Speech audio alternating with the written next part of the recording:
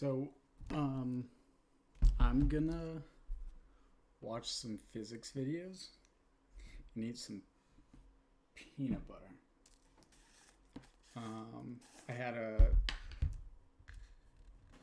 I was at the therapist and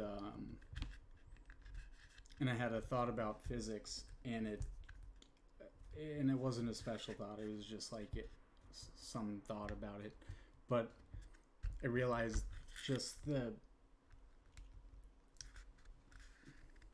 thinking about physics makes me feel great.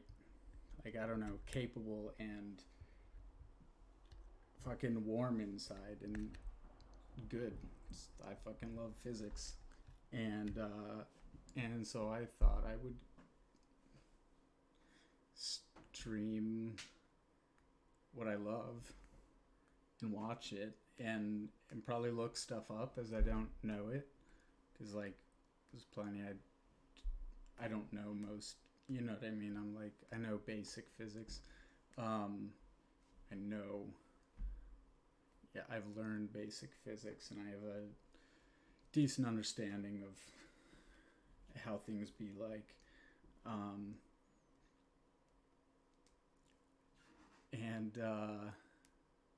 So I'm gonna look stuff up on like Wikipedia.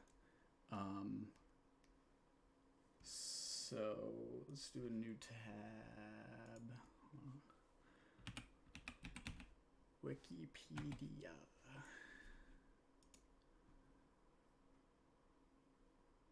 Who are these people? I don't know. And we're gonna watch physics. We're gonna learn some stuff. And when he brings up a topic that I have no prior knowledge of, I'm gonna look it up and we're gonna read and talk about it. Because that's how you learn. It's one of the ways that you learn. Okay, now let's shut the fuck up and so this guy, this is PBS Space Time. It's like one of my favorite YouTube channels, and it's really good. Like, there's good visuals, and the dude who does it, Dr. Matt O'Dowd, he's awesome. He's a good explainer. He's obviously passionate about it, which, like, what PhD in physics isn't passionate about physics? I don't know one, though I don't know many physics PhDs. Like to know more, but whatever. I'm gonna start this up and we're gonna watch it and enjoy it, and then I'm gonna eat peanut butter because I'm hungry and lazy, and peanut butter is good. Thank you to Brilliant.org for supporting PBS. What if every single black hole that formed in our universe sparked the Big Bang of a new universe? The title of this, my bad. The title of this is called "Do Black Holes Create New Universes?" So, big idea. Cosmological natural selection proposes exactly this. But even better, it claims to be able to test the hypothesis.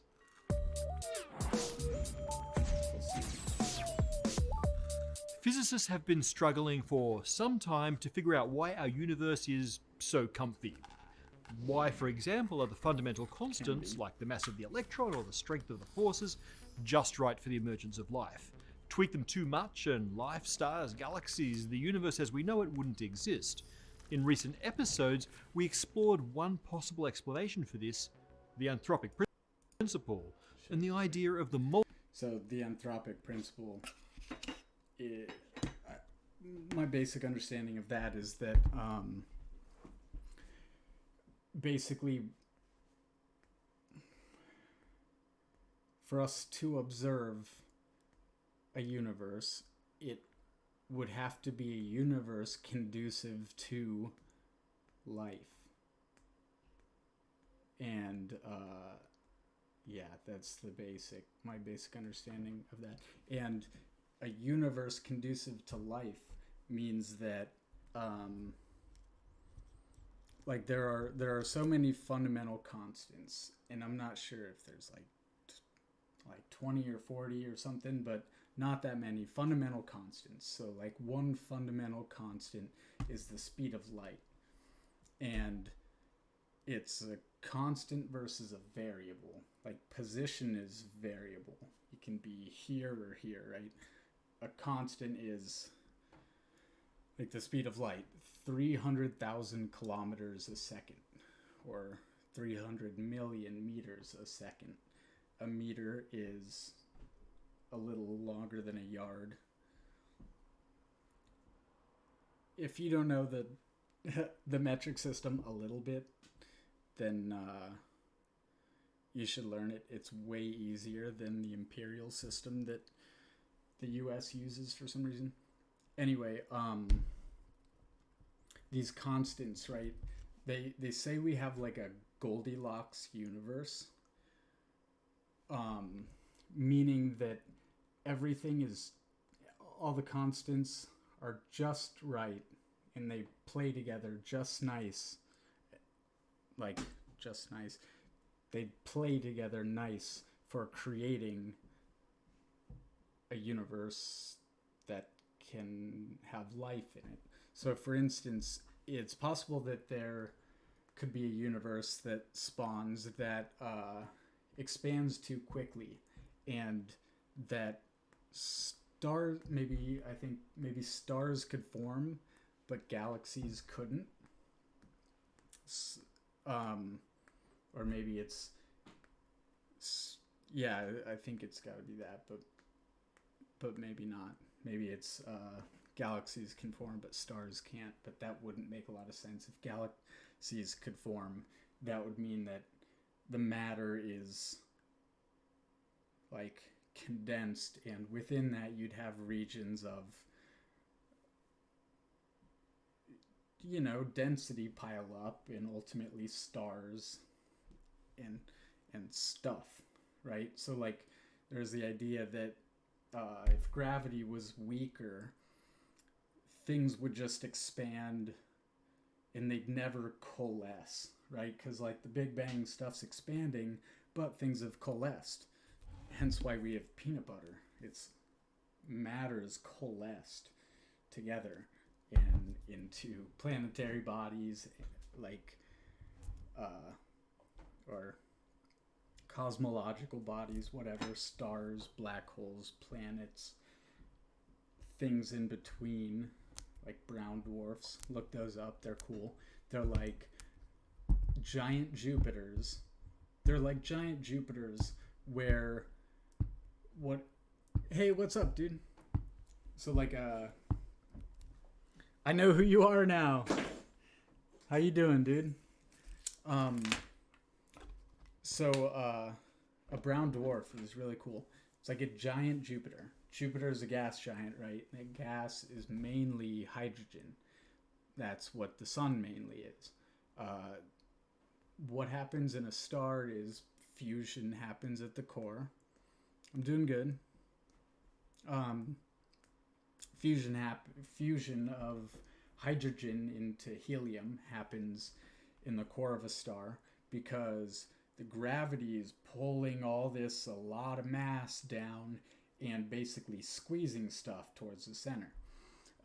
So with a brown dwarf, which is like a giant Jupiter, again, it's a giant gas giant, like a very big gas giant, so big that it's almost a star. So like Jupiter and the sun are made out of very similar stuff, hydrogen mostly. Jupiter's just not big enough to start fusing the hydrogen in its core. But there are some brown dwarves that they can. There's a better technical explanation of this, obviously, but basically only some fusion can happen. And it might be like the fusion of deuterium and tritium, but not hydrogen. So like deuterium and tritium are isotopes of hydrogen. An isotope is something that has isotopes have different numbers of neutrons. So like an isotope of, so hydrogen is just a proton, right? But deuterium is hydrogen, a proton, and a neutron. And then tritium is a proton and 2 neutrons. So 3 subatomic particles, 3 hadrons, I think.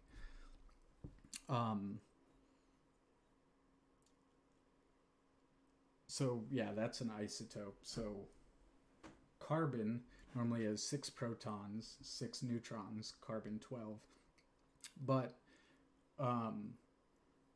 it could have 7 neutrons or 8 neutrons. Those would be different isotopes of carbon. Okay, so I think what distinguishes a brown dwarf is that it's able to undergo fusion with certain more rare isotopes of hydrogen, which are deuterium and tritium.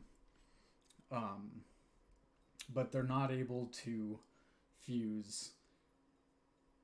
I don't know if hydrogen is called like H1. If it's called like, I think that itself might be the isotope name, but maybe not. That's something to look up. Not really worth looking up. It's just a name. The idea is more important, I think.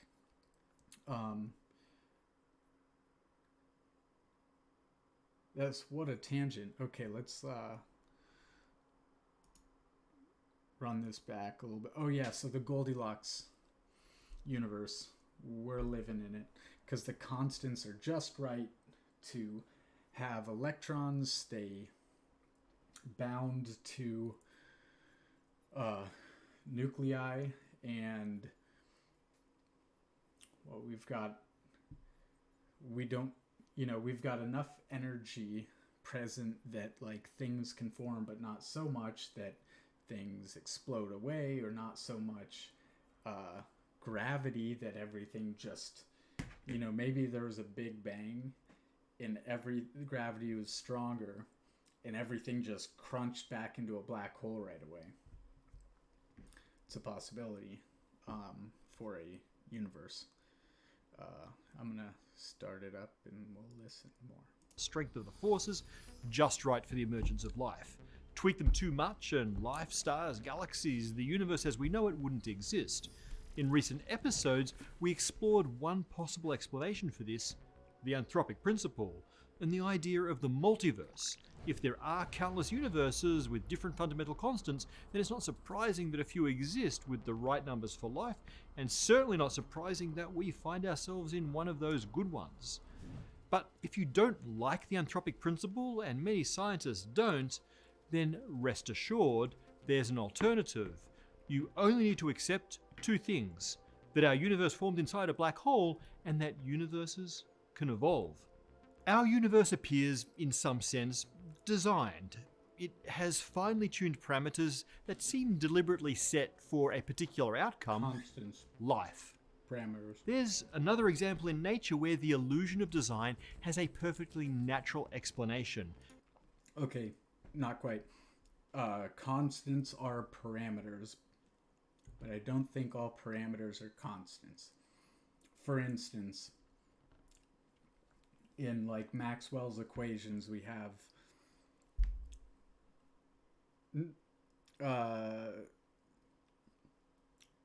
I'm trying to think what the constants are, but there are constants and they are related to each other by certain equations, right? So like,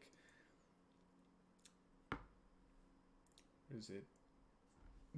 different ratios essentially, and they're input into equations, and those equations could potentially be different, but with the same constants and the same constant values.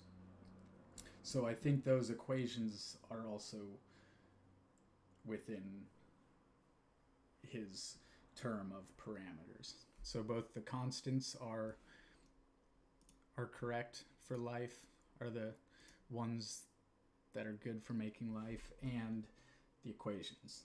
They both have to be. Maybe if the equation was different and the constants were different, it could also be conducive to life, but I don't know. And that's life itself.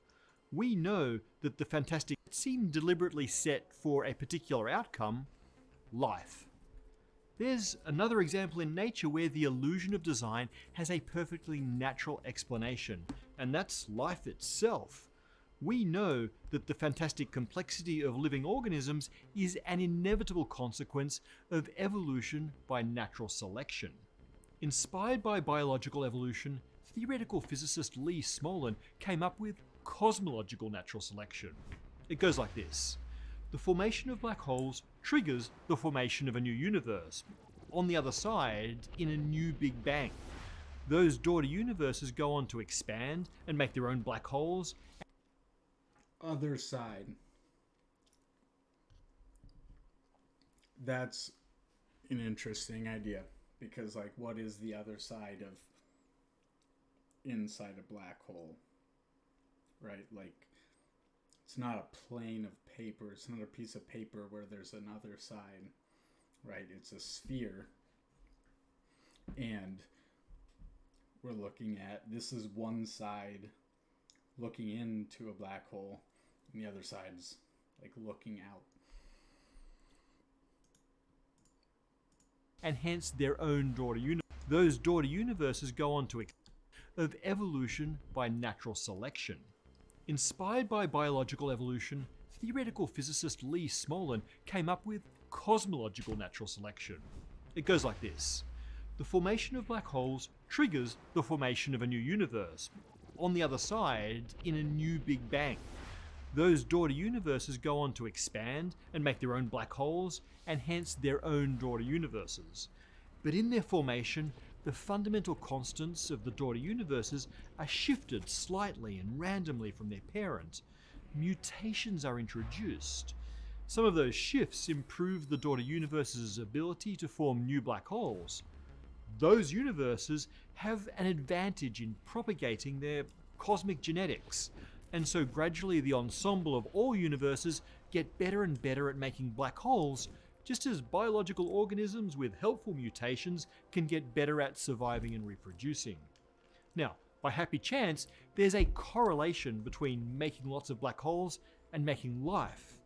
Both require stars. The universe that is better at making stars is better at making planetary systems, is better at making us. Seems fair enough, but is it any more than a cool story, bro? Let's take this apart and ask two questions. Is it plausible? And is it testable? First up, for any of this to make sense, black holes need to create universes. This is by far the most speculative part. In fact, we have no idea and only very tentative reason to think so.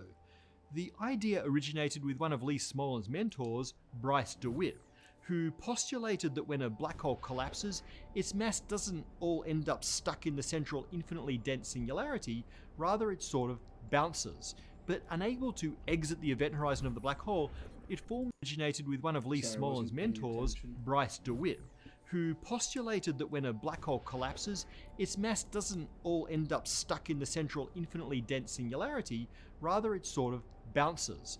But unable to exit the event horizon of the black hole, it forms a new region of space-time, effectively creating a new universe.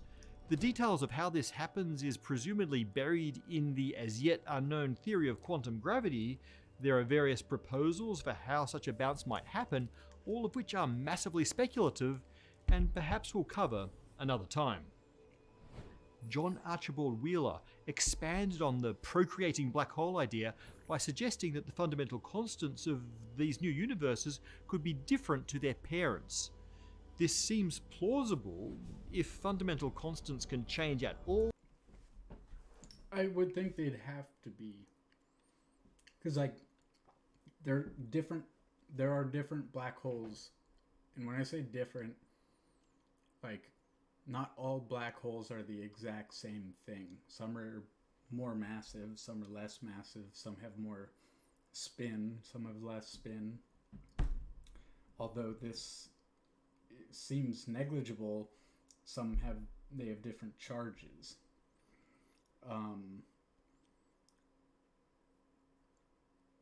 So they're different. So you'd think with the same constants going in to a different thing, it would produce something different. So I wouldn't think that they'd all be the same. So I don't think they'd...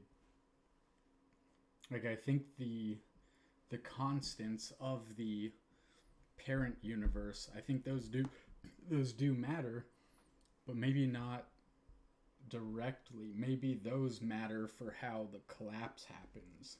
And the collapse, how it collapses, the conditions around it and near it,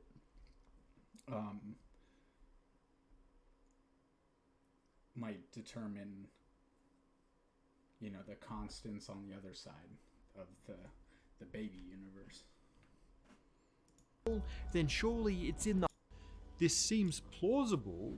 If fundamental constants can change at all, then surely it's in the highest possible energy environments, which is exactly the end of a black hole collapse.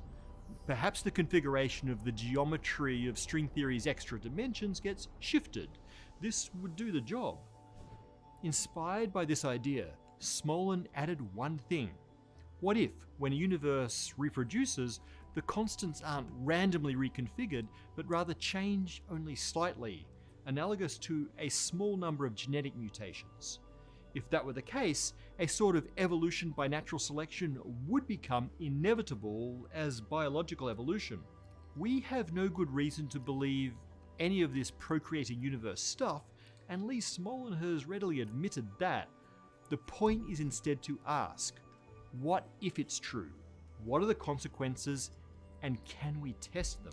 The exponential nature of the proposed process means that the ensemble of all universes should very quickly be dominated by ones that are extremely good at making black holes. Any given universe may not be totally optimal because its constants varied randomly from its parent, in the same way that any given living organism isn't the paragon of its kind. So, there's a prediction. The fundamental constants that define black hole production should be close to optimal in a given universe, at least for a given mechanism for making black holes. In our modern universe, black holes are made when the most massive stars explode as supernovae. There are other ways to make black holes, and we'll come back to them. So we should expect our universe to be optimized for producing as many of the most massive stars as possible. Well, is it? It's actually very hard to say, but it does seem like there's some fine-tuning there. Stars are formed when giant clouds of gas collapse under their own gravity. But in order for that to happen, the gas needs to cool to just a few degrees above absolute zero, rather than the typical 200 Kelvin temperature of the typical interstellar nebula. That cooling is extremely slow if the gas only contains the hydrogen and helium produced in the Big Bang. Heavier elements and molecules allow clouds to cool and stars to form much more quickly. And of these, carbon monoxide is by far the most important coolant. In addition, gas needs to be shielded from the heating effect of other stars, and that seems to require... So temperature is the average kinetic energy, right? And kinetic energy is 1/2 of mv squared.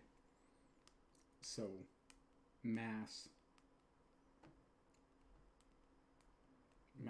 m is mass, v is velocity, so velocity squared.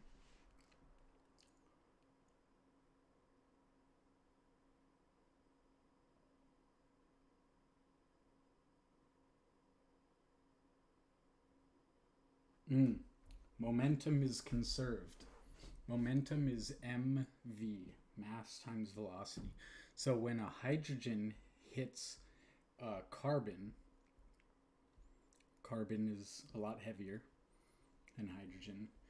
The hydrogen slows down, the carbon speeds up, but the momentum is conserved. So the carbon speeds up a little, and the hydrogen slows down a lot. And because V is squared in kinetic energy, you get a lower total kinetic energy. Does that make sense? Therefore, your kinetic energy has decreased, and your overall average kinetic energy decreases, thus the temperature decrease if it has more massive particles. More massive atoms. Particles, I guess. Either way, I don't know. By the presence of tiny particles of ice and hydrocarbon dust. So without carbon, oxygen, water and chemistry in general, far fewer stars and so far fewer black holes would form. And of course these factors also seem to be essential for life. But what about other sources of black holes? Theoretical physicist and cosmologist Alexander Vilenkin proposed that if a universe lasts forever, then in the distant future, quantum fluctuations of that near vacuum will cause black holes to spontaneously appear. And given infinite time, these will eventually outnumber those produced by stars, or stellar black holes. If all of this is true, then most black holes would be produced by the biggest universes. More space means more chance for these quantum fluctuations. That favors lots of dark energy generating rapid expansion, and that is definitely not our universe. Lee Smolin has various arguments against this. For example, we don't know that our physics can really be extrapolated into the insanely long timescales required for these quantum fluctuations to happen. I would also add that even if Vilenkin's argument holds, there are no doubt different regions in the landscape of possible fundamental constants where different types of black hole are optimized. This would lead to multiple branches of the cosmic genetic tree, some of which correspond to producing lots of stellar black holes. And naturally we find ourselves on one of those branches because those happen to be the ones that favor life. But whoopsie, I just invoked the Anthropic Principle, which is exactly what we were trying to avoid with this whole idea. As speculative as all of this is, Smolin claims there's a concrete test for the idea. If cosmological natural selection is true, then the fundamental parameters favoring black hole production should be optimized completely independently to those that also favor the appearance of life. And he suggests there is one such parameter. But first some background. When massive stars die, we find ourselves on one of those branches because those happen to be the ones that favor life. But whoopsie, I just invoked the Anthropic Principle, which is exactly what we were trying to avoid with this whole idea. As speculative as all of this is, Smolin claims there's a concrete test for the idea.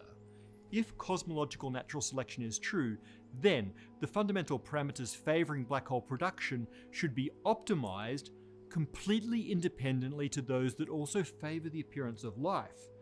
And he suggests there is one such parameter. But first some background. When massive stars die, they actually mostly produce neutron stars, planet-sized balls of neutrons so dense that they teeter on the edge of collapsing into a black hole. Black holes only form when the neutron star is above a certain mass limit. Now, it may be that in the cores of the most massive neutron stars, some particles can convert into strange quarks. The resulting material is even denser than the original neutron star, and so brings the star closer to collapse. And the lower the mass of the strange quark, the easier it is to convert lighter particles into strange quarks. That in turn means less massive neutron stars would be able to collapse into black holes. Surely then, if universes evolve to maximize the number of black holes, then the strange quark mass should be optimized to make the cutoff between neutron stars and black holes as low as possible.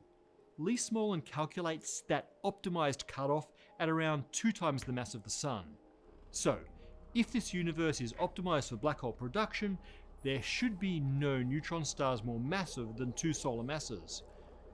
And, well, the most massive known neutron star is 2.17 solar masses discovered just this year.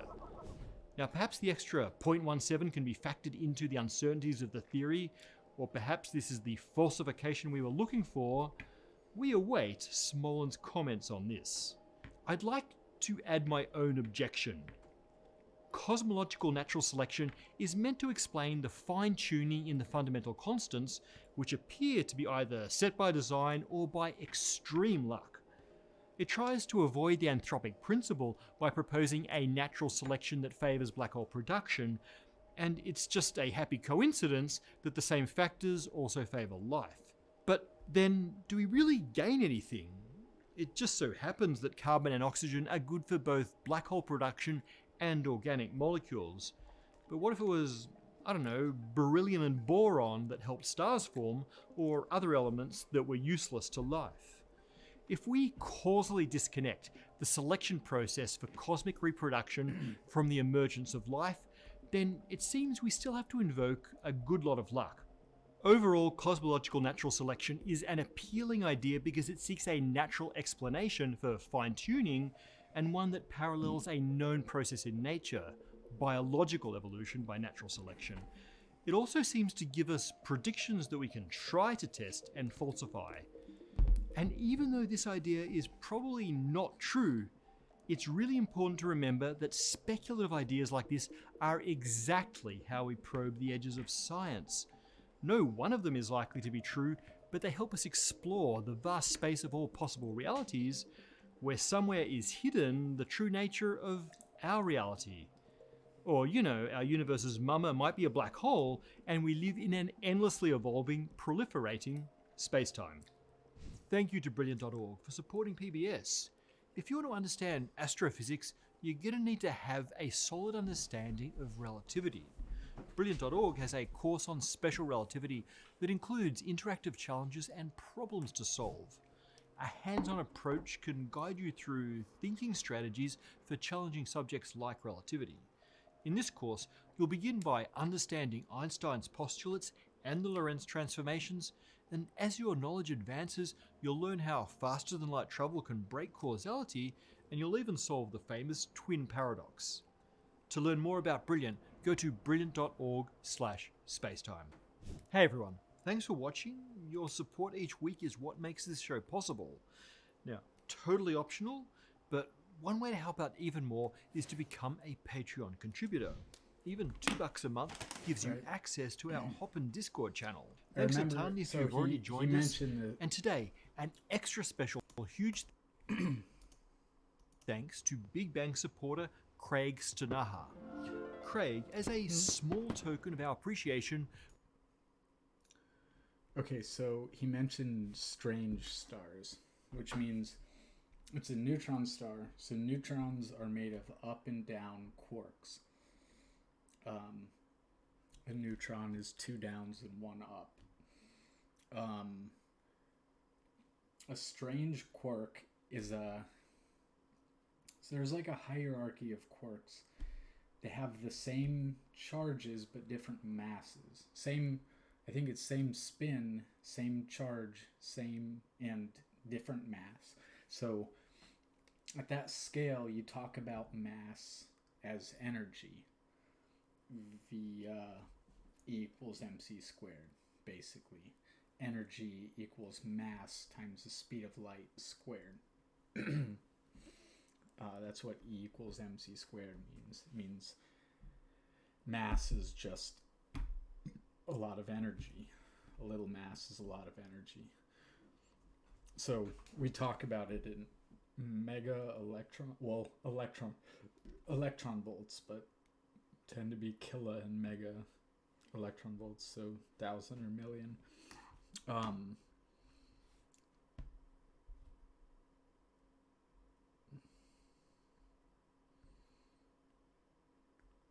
forget why that's energy. But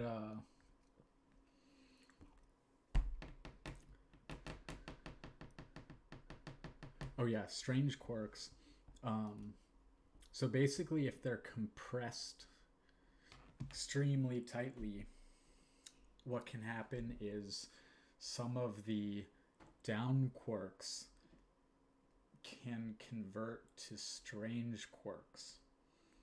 And for the whole star to maintain the same mass, but for those things to be more massive particles, the star shrinks, right? Because the same size piece is now more massive. So strange stars. And I remember watching a video about quark stars, which is, I think, even denser than a strange star.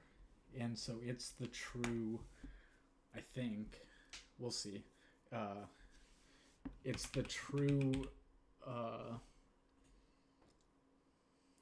like thing that happens right before a black hole, right? So you'll have a neutron star, a strange star, if it gets a little denser is a quark star, and then denser than that is a black hole, and that's as dense as possible. It seems infinitely dense. That's the weird thing, because it seems like all of that mass is on a point.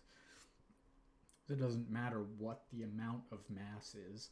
So it doesn't matter how massive the black hole is, how big it is, because it's all on a point.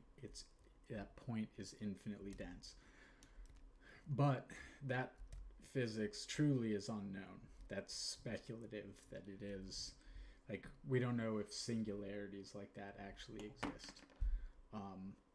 I think in the math it looks like that, but we have no reason to believe our math holds past the event horizon, because really at the event horizon is where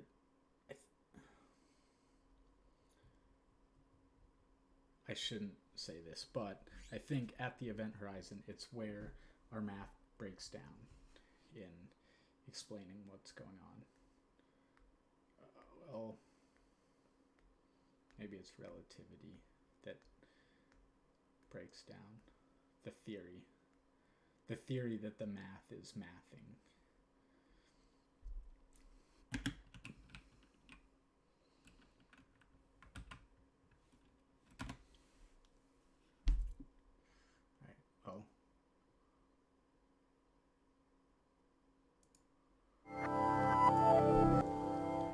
As if black holes and neutron stars aren't weird enough, physicists have very good reason to believe that there are even stranger stellar remnants out there. Stars made entirely of quarks.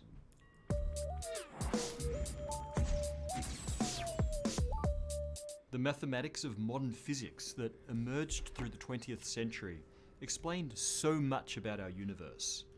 But the same mathematics also hid some surprises. There are monsters lurking in that math, predictions of phenomena so extreme and bizarre that, as with any monster, it was hard to know whether to credit them with reality. The most wonderfully monstrous of these are the remnant corpses of the most massive stars, stellar zombies like neutron stars and black holes. Einstein's general theory of relativity tells us that the core of a dead star must collapse under its own incredible weight. What happens to the resulting ultra-dense material depends on quantum theory. We've already talked about how quantum processes save a neutron star from collapse, but ultimately also doom the most massive to collapse into a black hole. But just shy of that final transition, and on the fringe of our understanding of the quantum universe, a star may become very strange indeed. Literally, I'm talking about strange stars. Before we can understand strange stars, we need to start with a stellar remnant that we know for sure exists, the neutron star. These are weird enough all on their own.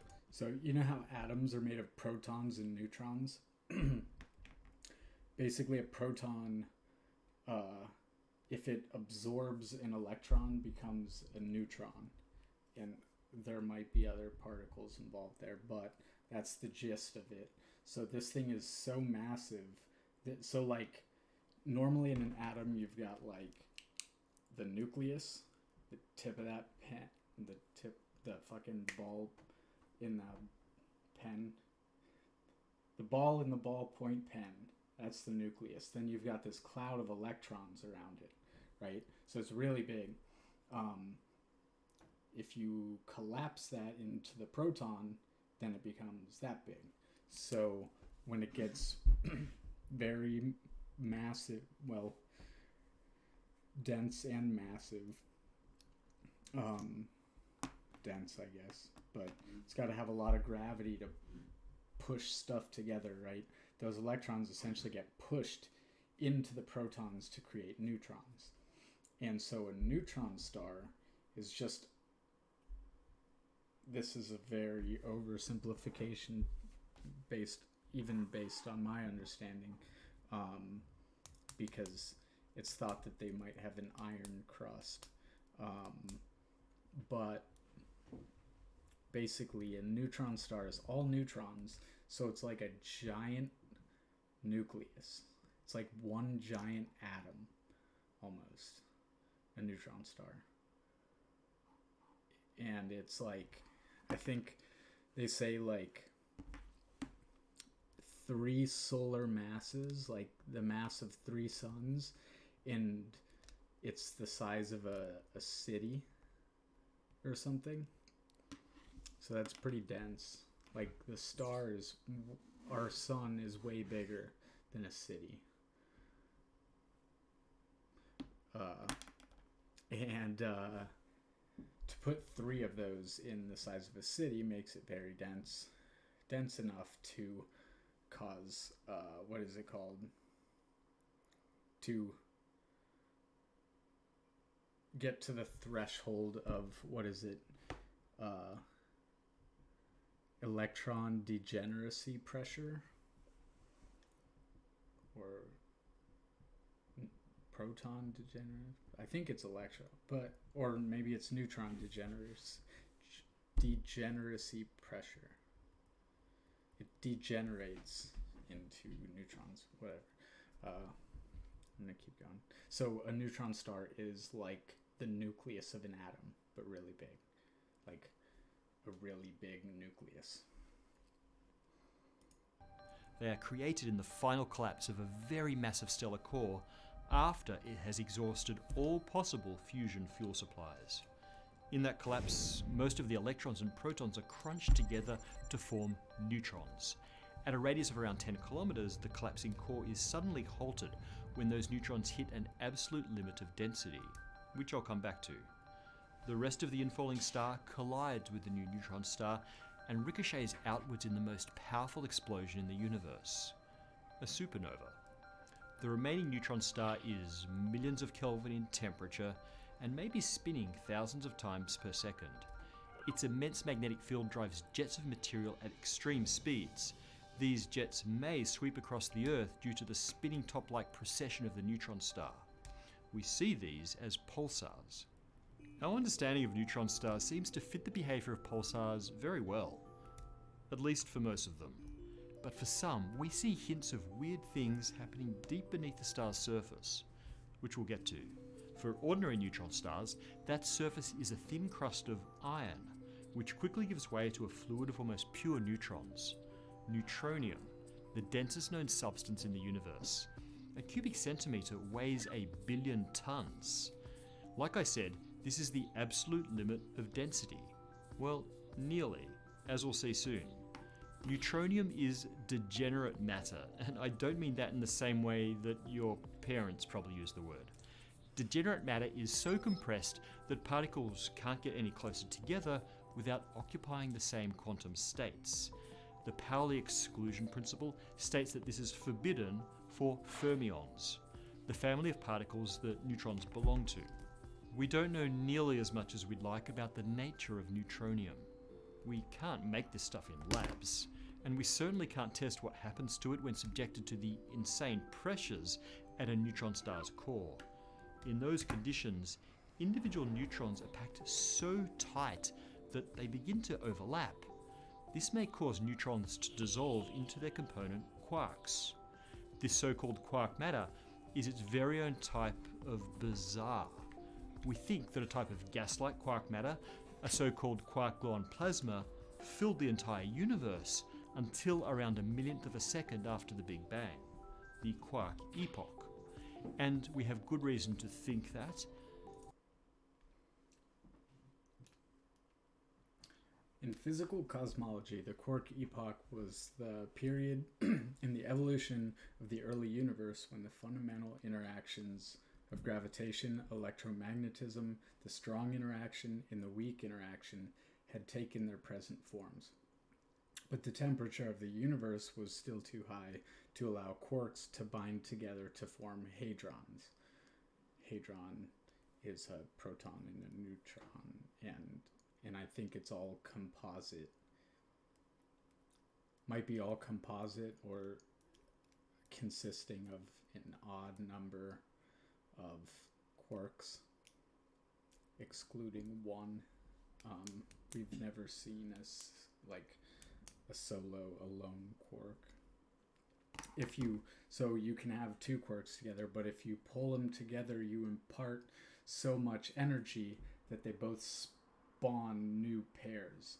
So you pull two apart, and it's enough energy that each blink into new pairs. Blink, that's a technical term. The Quark Epoch began approximately, that's got to be 10 to the negative 12 seconds after the Big Bang, when the preceding electroweak epoch ended. Oh, so electroweak epoch. Oh, when the electroweak interaction separated into the weak interaction and electromagnetism. After that was the Quark Epoch, where you had the weak interaction, electromagnetism, and really all of, you see there, all of them. Gravitation, electromagnetism, strong interaction, and weak interaction. So then it was a quark-gluon plasma. And so like a neutron is quarks, right? And gluons hold them together. They glue them together. So a quark-gluon plasma is like all quarks and gluons. So it's almost like the whole universe was a single giant neutron. Kind of.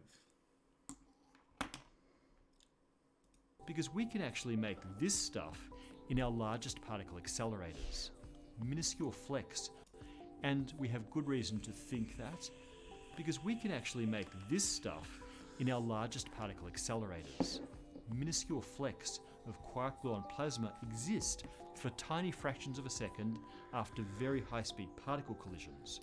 We can study its nature based on the particles that decay from it. However, the quark matter in a neutron star is forged by insane pressures, not by the greater than a trillion Kelvin temperatures of the Quark Epoch or the Large Hadron Collider. In that state, it forms a superfluid rather than a plasma, a superfluid even denser than neutronium. We sometimes call a neutron star with such a quark matter core a quark star.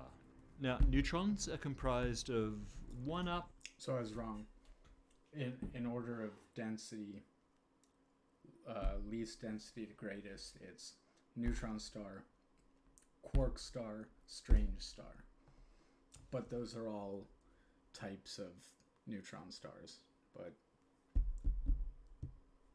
the first one I named, neutron star, is a conventional neutron star.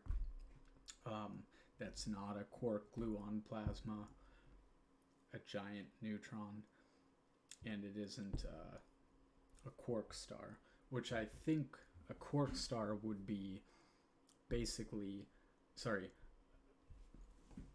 neutron star. They're all neutron stars. There's conventional neutron star. There's a quark star when it turns into a quark gluon plasma or a giant neutron. And then a strange star.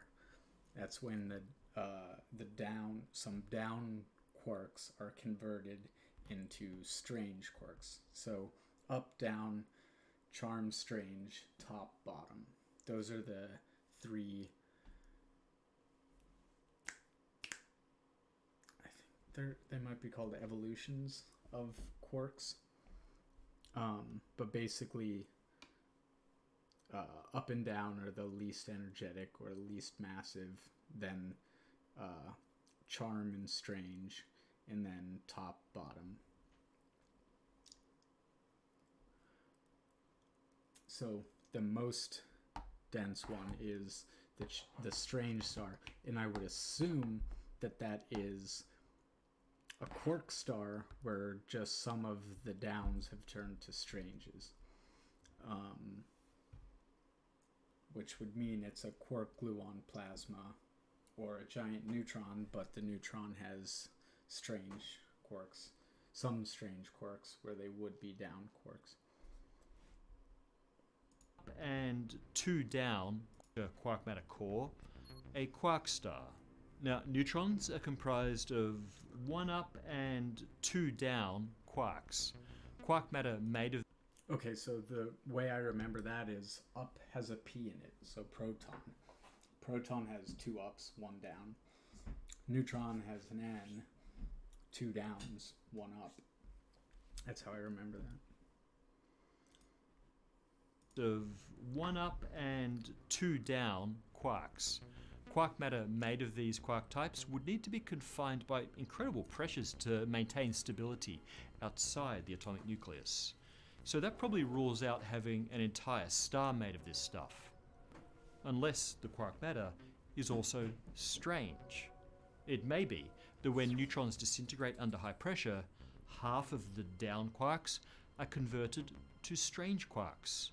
The result is strange matter. It's a special type of quark matter. It has 3 quark types instead of 2, and that means more particles can occupy the lowest quantum energy states. It's as though the quarks trick their way around the Pauli exclusion principle by having some of them put on silly disguises. This lower energy state means that strange matter may be the most stable form of matter in the universe, more stable even than iron, which is the most stable atomic nucleus. A star made entirely of this stuff should be completely stable, and if they exist, they could exist forever. We call these strange stars. Not content even with this level of weirdness, physicists have proposed even more mad ideas for neutron star cores. Even with this level of weirdness, physicists have proposed even more mad ideas for neutron star cores. If the density is high enough, the conditions at the core may be so extreme that they resemble the time even before the Quark Epoch. At less than a billionth of a second after the Big Bang, the fundamental forces of nature were not as we know them today. The electromagnetic force and the weak nuclear force were unified as the electro-weak force. It could be that neutron stars have an electro-weak core, an apple-sized ball with the mass of 2 Earths in which quarks themselves burn.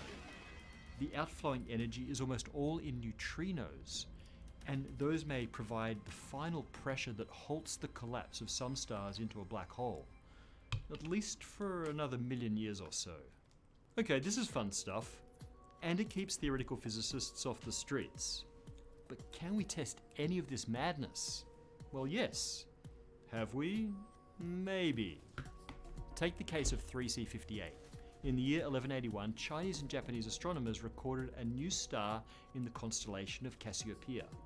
It faded over 6 months, but nearly 1,000 years later, after some small technological advancements, we pointed our radio telescopes and then the orbiting Chandra X-ray Observatory to that spot and found a young pulsar, a rapidly rotating neutron star 10,000 light years distant. Now, this wasn't so unexpected. After all, the pulsar in the Crab Nebula was also observed as a supernova by Chinese astronomers in 1054. Except something was weird in the case of 3C58. The X-ray data revealed a surface temperature of a mere million Kelvin, much cooler than expected for a neutron star of its age. A possible explanation is that a quark matter core formed at the heart of this neutron star and is slowly transforming into strange matter. As down quarks flip into the more massive strange quarks, they have to absorb energy from somewhere to provide for that extra mass. That energy would be the heat energy of the neutron star. There are other candidates that could be quark and/or strange stars. Some appear a little bit too small for their mass, suggesting quark matter densities. Then there are supernovae that appear way too bright and last too long, and it's been hypothesized that these may be due to a second explosion as the neutron star collapses further into a quark star. Even the famous supernova that exploded in the Large Magellanic Cloud in 1987 has been hypothesized to have left behind a quark star. The dying star shouldn't have been massive enough to leave a black hole, yet astronomers still haven't found the expected neutron star at the location of the supernova. Nothing is confirmed yet, but there are tantalizing hints that these exotic stars, these monsters in the math, may be very real. Who knows what other strange denizens lurk in yet to be discovered laws of physics? And who knows which are actually out there, waiting to be discovered in the expanse of space-time. Hey guys, 2 exciting announcements. Number 1, we thought about it long and hard, and we decided that we want to keep making space-time forever, and ever, and ever, and ever, and to keep making it better along the way. That leads to number 2. We could really use your help with number 1. And now there's a way.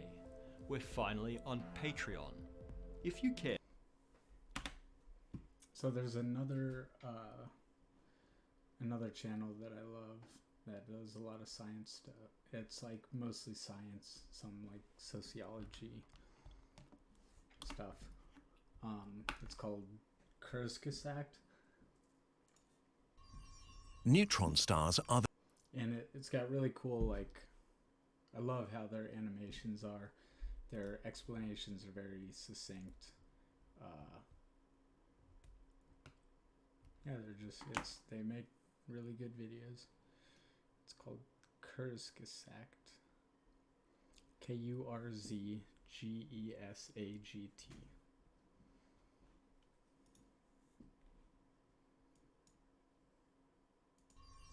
neutron stars are the densest things that are not black holes.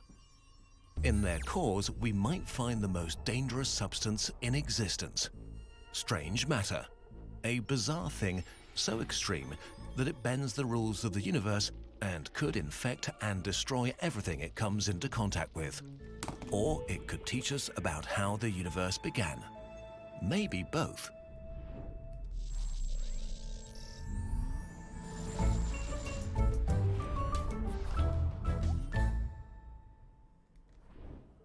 To understand how extreme strange matter really is, we first need to get a few basics. What is a neutron star, and how does strange matter break the rules of the universe? To get all of this into one video, we'll grossly oversimplify a few things, but we'll provide you with further reading if you want more details. A neutron star is what remains after a very massive star explodes in a supernova. When this happens, the star's core collapses under its own gravity with such a strong inward force that it squeezes nuclei and particles together violently. Electrons are pushed into protons, so they merge and turn into neutrons. All the nothing inside of atoms is suddenly completely filled with particles that really don't want to be close to each other but have no choice. They desperately push back against gravity, against the collapse. If gravity wins, they will become a black hole. If they win, they become a neutron star.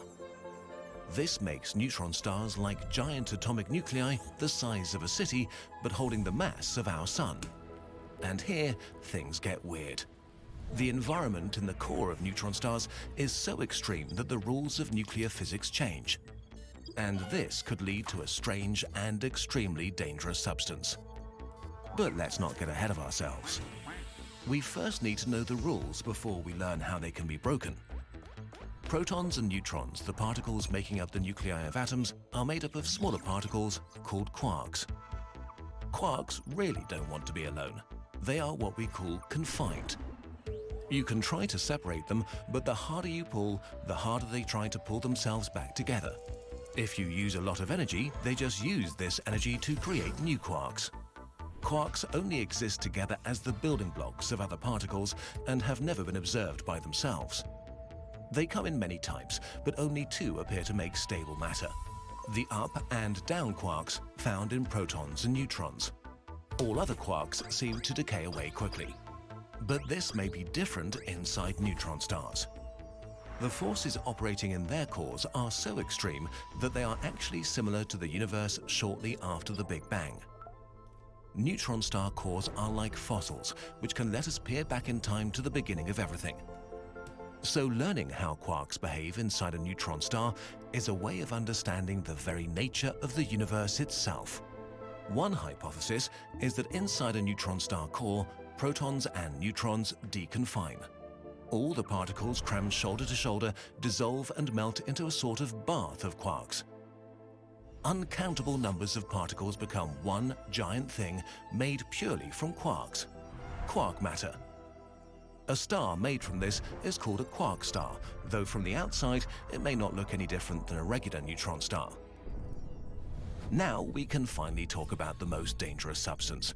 If the pressure inside a quark star is great enough, it may get stranger. Literally. In the cores of neutron stars, some of the quarks may be converted into strange quarks.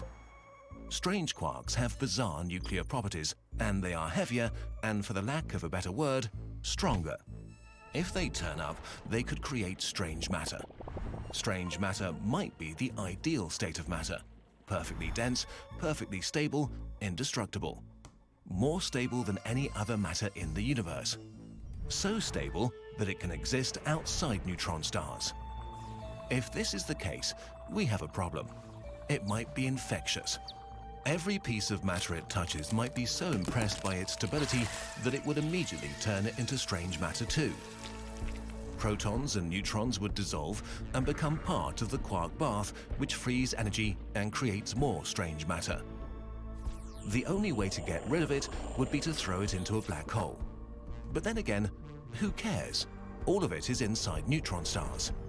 Except when neutron stars collide with other neutron stars, or black holes, they spew out tremendous amounts of their insides, some of which could include little droplets of strange matter called strangelets.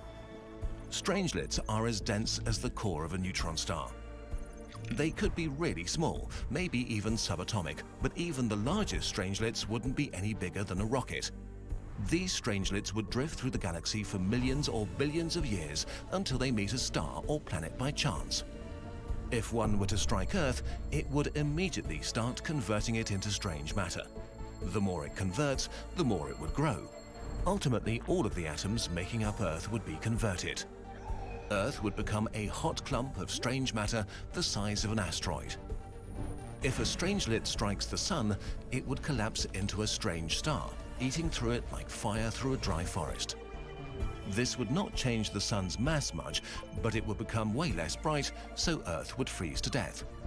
And like a tiny virus, we'd have no way to see a strangelet coming. Worse still, some theories suggest strangelets are more than common, outnumbering all stars in the galaxy. These strangelets could have formed very early after the Big Bang, when it was as hot and dense as a neutron star core everywhere.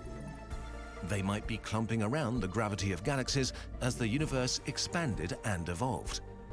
Strangelets could even be so numerous and massive that they might actually be the dark matter we suspect holds galaxies together. But then again, maybe not. This is speculation, and the Earth and Sun and planets haven't been consumed in a wildfire of strangelets in the past few billion years, so the odds seem good that it won't happen anytime soon.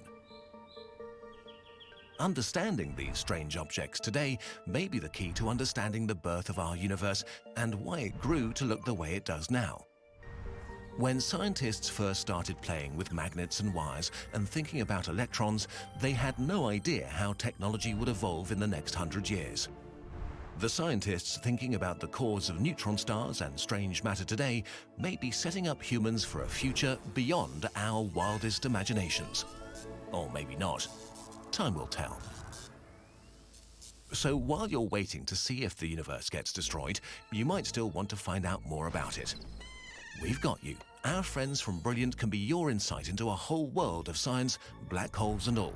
Brilliant is a website that helps you tackle science in a practical way, with interactive problem-solving courses and daily challenges in maths, logic and engineering. Each problem gives you all the tools you need to crack complex topics all by yourself. It's learning by doing, but with your brain instead of your hands. Use your curiosity to get to the bottom of puzzles and courses about things like classical mechanics, astronomy, gravitational physics, and much more. If you click the link in the description or visit brilliant.org/nutshell, you can sign up for free and learn more things than you can imagine. And there's an extra perk for Kurzgesagt viewers. The first 688 people to use the link get 20% off their annual membership, which lets you view all the daily problems in the archives and unlock every course. Brilliant helps you end your day a little smarter.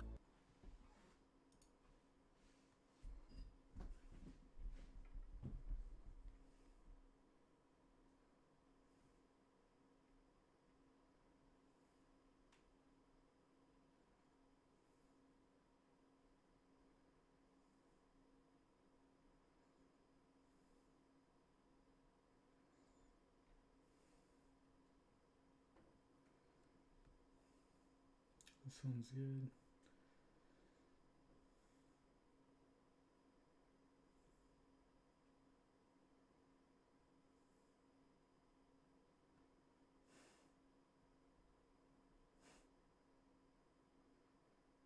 Oh, this is really cool.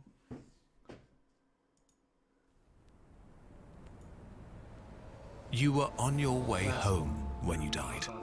It was a car accident. Nothing particularly remarkable, but fatal nonetheless. You were on your way home when you died. It was a car accident. Nothing particularly remarkable, but fatal nonetheless. It was a painless death. The medics tried their best to save you, but to no avail. Your body was so utterly shattered, you were better off, trust me. And that's when you met me. What happened? Where am I? You died, I said, matter-of-factly. No point in mincing words. There was a truck, and it was skidding. Yes. I died. Yes. But don't feel bad about it. Everyone dies. You looked around. There was nothingness, just you and me. What is this place? Is this the afterlife? More or less. Are you God? Yes, I'm God. My kids? My wife? What about them? Will they be all right? That's what I like to see, I said. You just died and your main concern is for your family. That's good stuff right there. You looked at me with fascination. To you, I didn't look like God. I just looked like some man or possibly a woman. Some vague authority figure maybe. Don't worry, I said. They'll be fine. Your kids will remember you as perfect in every way. They didn't have time to grow contemptuous of you. Your wife will cry on the outside, but will be secretly relieved. To be fair, your marriage was falling apart. If it's any consolation, she'll feel very guilty for feeling relieved. Oh, so what happens now? Do I go to heaven or hell or something? Neither. You'll be reincarnated. Ah. So the Hindus were right. All religions are right in their own way. Walk with me. You followed along as we strode through the void. Where are we going? Nowhere in particular. It's just nice to walk while we talk. So, what's the point then? When I get reborn, I'll just be a blank slate, right? A baby. So, all my experiences and everything I did in this life, won't matter. Not so. You have within you all the knowledge and experiences of all your past lives. You just don't remember them right now. I stopped walking and took you by the shoulders. Your soul is more magnificent, beautiful, and gigantic than you can possibly imagine. A human mind can only contain a tiny fraction of what you are. It's like sticking your finger in a glass of water to see if it's hot or cold. You put a tiny part of yourself into the vessel, and when you bring it back out, you've gained all the experiences it had. You've been in a human for the last 48 years, so you haven't stretched out yet and felt the rest of your immense consciousness. If we hung out here for long enough, you'd start remembering everything. But there's no point to doing that between each life. How many times have I been reincarnated then? Oh, lots. Lots and lots. And into lots of different lives. This time around, you'll be a Chinese peasant girl in 540 AD. Wait, what? You're sending me back in time? Well, I guess technically, time as you know it only exists in your universe. Things are different where I come from. Where you come from? Oh, sure. I come from somewhere else. And there are others like me. I know you'll want to know what it's like there, but honestly, you wouldn't understand. Oh, you said, a little let down. But wait, if I get reincarnated to other places in time, I could have interacted with myself at some point. Sure, happens all the time. And with both lives only aware of their own lifespan, you don't even know it's happening. So, what's the point of it all? I looked you in the eye. The meaning of life, the reason I made this whole universe, is for you to mature. You mean mankind? You want us to mature? No, just you. I made this whole universe for you. With each new life, you grow and mature and become a larger and greater intellect. Just me? What about everyone else? There is no one else. In this universe, there's just you and me. You stared blankly at me. But all the people on Earth, all you, different incarnations of you. Wait, I'm everyone? Now you're getting it. I'm every human being who ever lived. Or who will ever live, yes. I'm Abraham Lincoln. And you're John Wilkes Booth, too. I'm Hitler, you said, appalled. And you're the millions he killed. I'm Jesus. And you're everyone who followed him. You fell silent. Every time you victimized someone, you were victimizing yourself. Every act of kindness you've done to yourself. Every happy and sad moment ever experienced by any human was or will be experienced by you.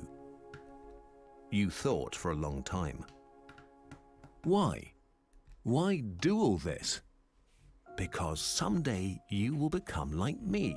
Because that's what you are. You're one of my kind. You're my child. Wow, you said, incredulous. You mean I'm a god? No, not yet. You're a fetus. You're still growing. Once you've lived every human life throughout all time, you will have grown enough to be born. So the whole universe, it's just an egg, I answered. Now it's time for you to move on to your next life. And I sent you on your way.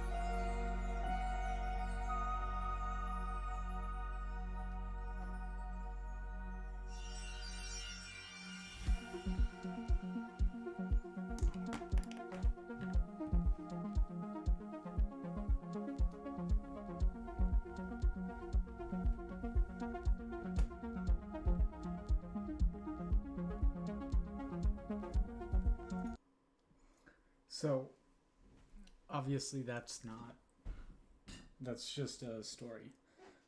Andy Weir is the one who wrote The Martian. He's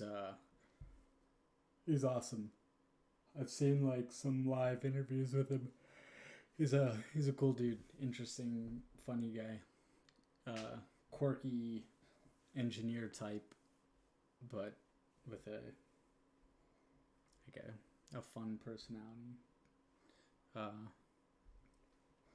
And really good writer. He wrote The Martian. The Martian was dope. And he wrote this. And then Kurzgesagt animated it. And again, it's just a story. That's not science. That's not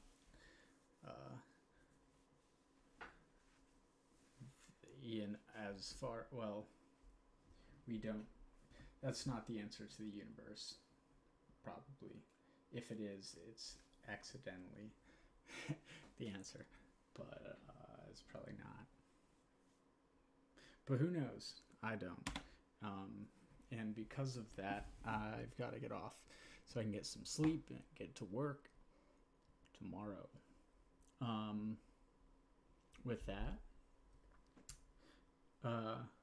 thank you for coming, everyone who came, and thanks for watching if it's after the fact. I appreciate you.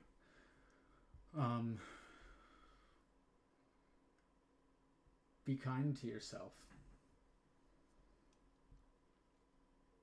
And if everyone else is just a different incarnation of you, being kind to yourself means being kind to others. So do that too, please. All right. Time for me to go to bed, but I love you. Good night.